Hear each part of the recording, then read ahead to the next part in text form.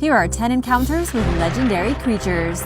Number 8. Mongolian Deathworm. In the vast sands of the Gobi Desert lives a creature that, according to many, is too dangerous to even consider approaching, the Mongolian Deathworm.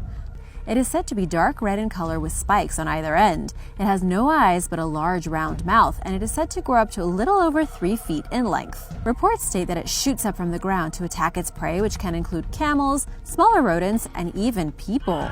Many researchers and cryptozoologists have attempted to find evidence of the Mongolian deathworm, but they've always come up short. At one point, the Mongolian government even made it illegal to search for the worm, but eventually that ban was lifted.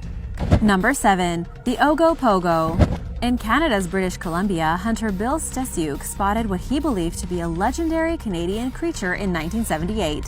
He had seen 3 humps and a head moving through the water. In 2003, he began collecting what he called credible reported sightings on a website called Ogopogo Quest. The Ogopogo is now known as Canada's Loch Ness Monster, and it is actually the best documented of all lake monsters.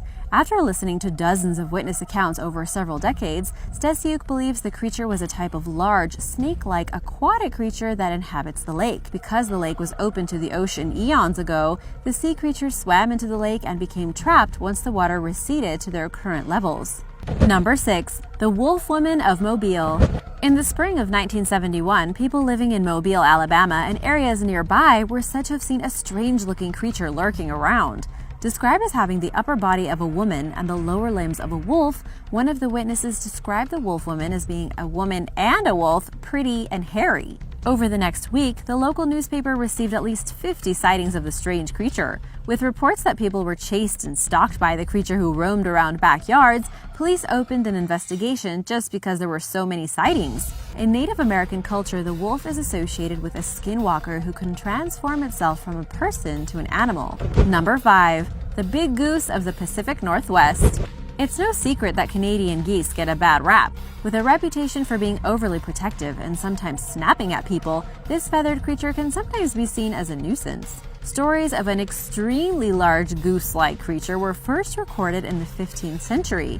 Covered in large brown, white, gray, and black feathers, the big goose sounds strikingly similar to your average Canadian goose. Reports by those who have supposedly encountered the creature say that the air pressure changes when the big goose is nearby, causing a vacuum effect that draws objects towards it. Number 4. Alabama's Huggin' Molly. In the town of Abbeville, Alabama, a local legend about a 7-foot-tall woman keeps residents on their toes.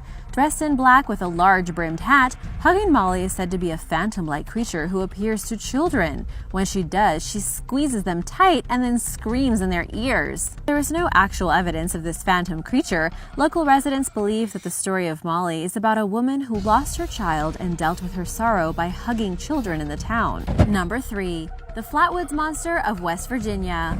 When tales of an extraterrestrial spread through the Upper Elk River area of West Virginia in the 50s, locals were pretty alarmed. In 1952, a group of children, a mom and their dog, watched a UFO crash behind a hill near the town of Flatwoods. After the group searched the woods, they discovered a supposed crash site, and then things got scary. A towering alien moved threateningly toward the group. They ran back to town in terror from a monster with bright yellow eyes that began hissing at them. More sightings were later reported in and around the area, and the U.S. Air Force started an inquiry as part of an initiative called Project Blue Book. Number 2. The Florida Skunk Ape. Over the years, there have been numerous sightings of a strange beast known as the Florida Skunk Ape, or the Swamp Sasquatch. David Shealy has spent his life studying the creature and believes that it is real, and that there are 7 to 9 skunk apes currently roaming the Everglades. Shealy reports that he has spotted 3 skunk apes while out doing his field studies and tries to raise awareness about their existence. Evidence of the creature currently consists of photos, hair samples, and a few foot casts, which show that the skunk ape has 4 toes instead of the 5 that Bigfoot supposedly has. All sightings have reported the horrible smell that accompanies the ape wherever it goes. With so much of Florida comprised of vast tracts of swampland, there are many who believe this creature is more than a local myth, although the origin of this strange, hairy creature remains a mystery. Number 1. The Chupacabra. Stories of the vampire-like creature first emerged in Puerto Rico in the 1990s. It began when farmers started noticing that their livestock was beginning to get attacked at night by a vampire-like creature. They described the creature as being around 4 feet tall and standing on its hind legs. It had a green reptilian body, large oval head, and bulging red eyes.